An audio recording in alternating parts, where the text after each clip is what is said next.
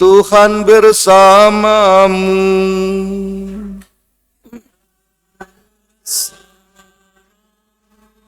Inilah Injil suci menurut Santo Lukas.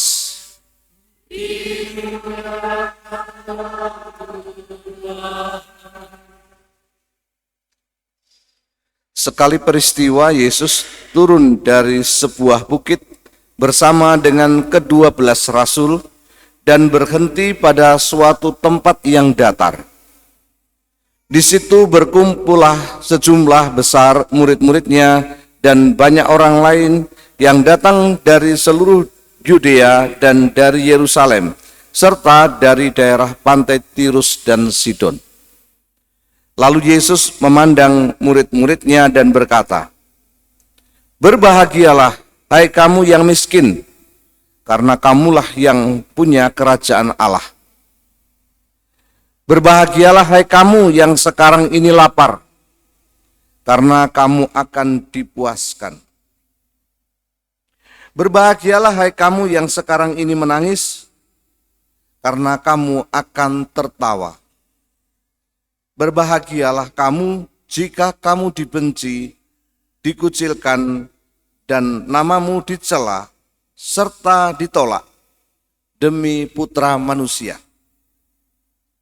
Bersukacitalah pada waktu itu dan bergembiralah, sebab sesungguhnya upahmu besar di surga. Karena demikian juga nenek moyang mereka telah memperlakukan para nabi.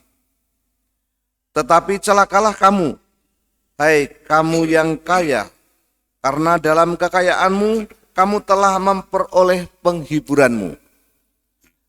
Celakalah kamu yang sekarang ini kenyang, karena kamu akan lapar. Celakalah kamu yang sekarang ini tertawa, karena kamu akan berduka cita dan menangis.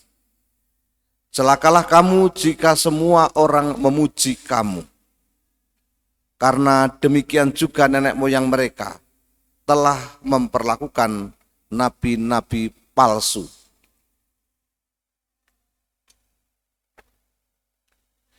Demikianlah sabda Tuhan.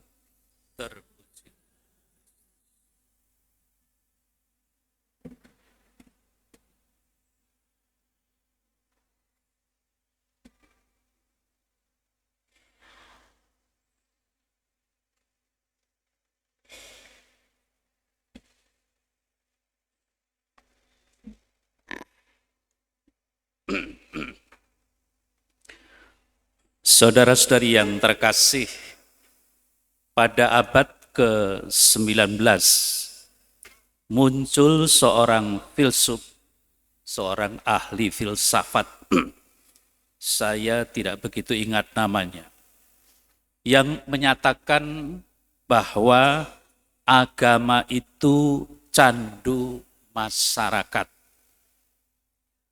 Nah, pernyataan itu dilandasi dengan apa yang tadi kita dengar tentang sabda bahagia. Bagaimana itu dijelaskan? Filsuf ini mengatakan bahwa karena dalam sabda bahagia itu dikatakan, "Berbahagialah hai kamu yang miskin, karena kamulah yang punya kerajaan Allah. Berbahagialah hai kamu yang sekarang ini lapar, karena kamu akan dipuaskan," dan seterusnya. Pernyataan ini menunjukkan bahwa untuk apa manusia itu bekerja, untuk apa manusia itu berusaha. Biarkan dirinya miskin, itulah sebagai landasan dari filsuf itu mengatakan bahwa agama itu candu masyarakat, meninakbobokkan umatnya. Pertanyaannya kemudian adalah, apakah memang benar refleksi dari filsuf ini?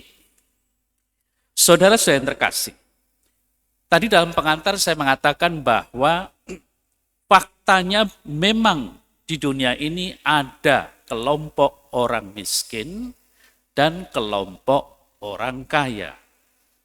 Itu yang menyebabkan kemudian Yesus mengatakan berbahagialah orang miskin dan sebagainya. Tetapi kemudian Yesus juga menyatakan dengan jelas, celakalah kamu yang sekarang ini kaya. Karena dalam kekayaanmu kamu telah memperoleh penghiburan. Celakalah kamu yang sekarang ini kenyang. Karena kamu akan lapar. Dan celakalah yang lain. Ya. Nah, lalu pertanyaannya adalah, apakah memang ini persoalan kaya miskin? Atau kaya miskin ini hanya mau menerangkan sesuatu yang lebih fundamental bagi kita orang-orang yang beriman, orang-orang yang beragama. Mari kita refleksikan. Kita tahu yang namanya uang, barang, kekayaan, itu sifatnya netral. Kalau semuanya itu bersifat netral, maka yang membuat menjadi tidak netral, itu bukan barang itu, bukan uang itu, melainkan manusianya. Sehingga saudara terkasih, apakah barang, apakah uang itu menjadi sungguh-sungguh membuat orang lain bahagia atau tidak, itu tergantung orangnya. Kita tahu, ada orang miskin, pasti kekurangan uang, pasti kekurangan harta, tapi mengapa hidup mereka tenang-tenang saja?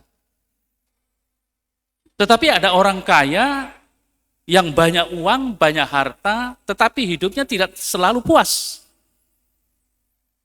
Lalu perasaan-perasaan atau mungkin pemikiran-pemikiran yang diingini hanya mau untung membuat dirinya itu stres.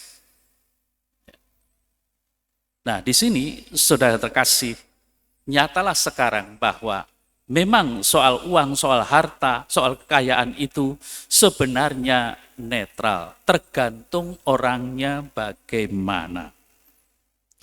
Lalu bagaimana dengan sabda bahagia ini yang menyatakan bahwa berbahagialah hai kamu yang miskin, karena kamulah yang punya kerajaan Allah.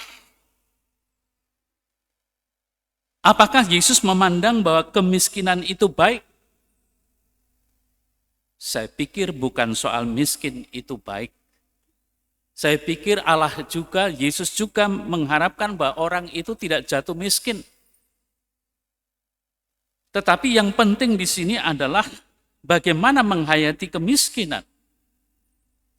Kita tahu kalau kita bandingkan antara orang kaya dan orang miskin.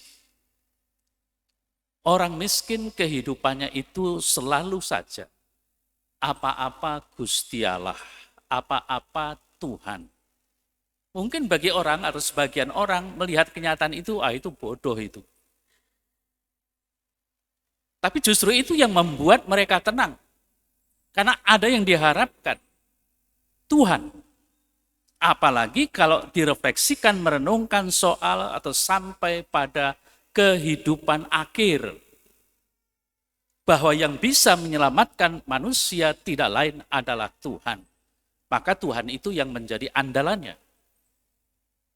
Mungkin berbeda dengan kelompok-kelompok yang dikatakan atau dikategorikan orang kaya. Mungkin saja terjadi, tidak semua. Dengan kekayaannya, dengan cara usahanya, dengan kehebatannya, mereka selalu mengandalkan kehebatannya itu. Apakah juga dia bisa mengandalkan kehebatannya di hadapan Tuhan? Apakah dengan kehebatannya dia bisa menyelamatkan diri? Kita sadar, orang kaya yang Katolik atau yang beriman, kalau meninggal yang dipanggil siapa?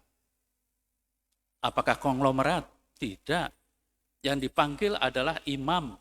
Yang dipanggil adalah bagaimana teman-teman mendoakan mereka. Kepada siapa? Kepada Tuhan. Nah, di sini saudara terkasih menjadi jelas bagi kita. Kita sebagai orang beriman seharusnya mendasarkan kehidupan kita ini kepada Tuhan. Itu intinya. Maka persoalannya di sini bukan soal harta bendanya, bukan. Tapi bagaimana sikap kita terhadap barang itu. Bagaimana sikap kita terhadap uang itu. Untuk apa sebenarnya? Mengapa ada orang yang tidak punya uang tetapi hidupnya tenang?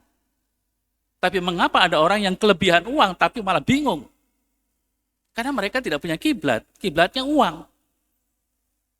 Nah, itulah mengapa kemudian dikatakan celakalah kamu hai yang kaya, karena ke dalam kekayaanmu kamu telah memperoleh penghiburan. Ya, memang mereka bisa bersenang-senang.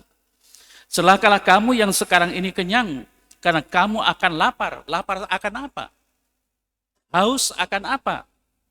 Ini berbicara tentang hal yang bersifat spiritual, yang bersifat rohani. Celakalah kamu yang sekarang ini tertawa, dan kamu akan berduka cita dan menangis. Karena tahu, kalau orang itu tidak percaya akan Tuhan, hidupnya tidak berfokus pada Tuhan, tahu nanti kemana mereka. Akan menuju pada kehidupan yang menyengsarakan dan itu seumur hidupnya. Itulah mengapa dia akan menangis. Maka dari itu saudara terkasih, dari sabda yang kita dengar, baik sabda bahagia maupun sabda celaka ini, menjadi peringatan bagi kita semua, kita harus bertindak yang bagaimana. Tadi kita mendengar dari bacaan pertama dari kitab Yeremia, terkutuklah orang yang mengandalkan manusia, yang mengandalkan kekuatannya sendiri, dan yang hatinya menjauh dari Tuhan. Mengapa Yeremia sampai mengatakan seperti itu? Yeremia mempunyai pengalaman, dia sebagai seorang nabi yang selalu mengandalkan Tuhan, ternyata hidupnya sengsara di dunia ini. Ya. Itu bisa kita mengerti, karena dalam kenyataan memang kita orang-orang yang beriman, kalau hanya mengandalkan Tuhan, kan orang lain akan membodoh-bodohkan kita. Kalau kita jatuh miskin, umpamanya. Kalau kita hidup kita ini menderita. Tetapi yang jelas, dikatakan oleh Yeremia, diberkatilah orang yang mengandalkan Tuhan, yang menaruh harapannya pada Tuhan. Ia seperti pohon yang ditanam di tepi air, yang merambatkan akar-akarnya ke tepi batang air, dan tidak mengalami datangnya panas terik. Ia seperti pohon yang daunnya tetap hijau, yang tidak khawatir dalam tahun kering, dan yang tidak berhenti menghasilkan buah. Kalau Anda pergi ke sungai, di pinggir sungai itu seringkali tumbuh pohon-pohon besar. Kalau kami dulu di dusun menyebutnya pohon aro. Selalu berbuah, tidak pernah kering, jarang sekali kita melihat pohon itu mati, kecuali kalau sudah tua. Hal itu menunjukkan bahwa kehidupan pohon itu benar-benar menjadi subur karena soal air. Air itu sumber dari kehidupan dari pohon itu sendiri yang menghidupinya.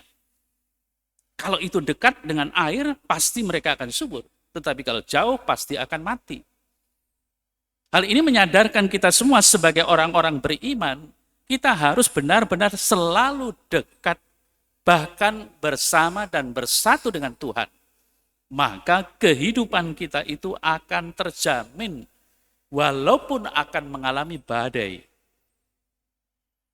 Pohon itu juga akan mengalami badai. Angin datang mungkin juga akan tumbang. Permasalahannya dia tetap tegar, karena di dekat air dan tetap akan hidup. Itulah yang diharapkan dari diri kita sendiri. Kita menjadi orang-orang yang hendaknya, entah itu kaya, entah itu miskin, kita tetaplah orang beriman. Orang-orang yang mengandalkan akan Tuhan dalam kehidupannya. Dengan demikian, saudara-saudari yang terkasih, dikatakan oleh Paulus tadi dalam suratnya kepada jemaat di Korintus, dengan demikian binasa pula lah orang-orang yang meninggal dalam Kristus. Dan jikalau kita berharap pada Kristus hanya dalam hidup ini, maka kita ini orang-orang yang paling malang dari semua itu. Nah, apa yang dimaksudkan? Dikatakan, dan andai kata Kristus tidak dibangkitkan, maka sia-sialah kepercayaanmu dan kamu masih hidup dalam dosamu.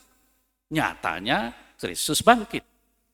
Maka iman kita ini bukanlah iman yang sia-sia, tetapi iman yang penuh jaminan untuk kehidupan kita bahwa kita akan diselamatkan.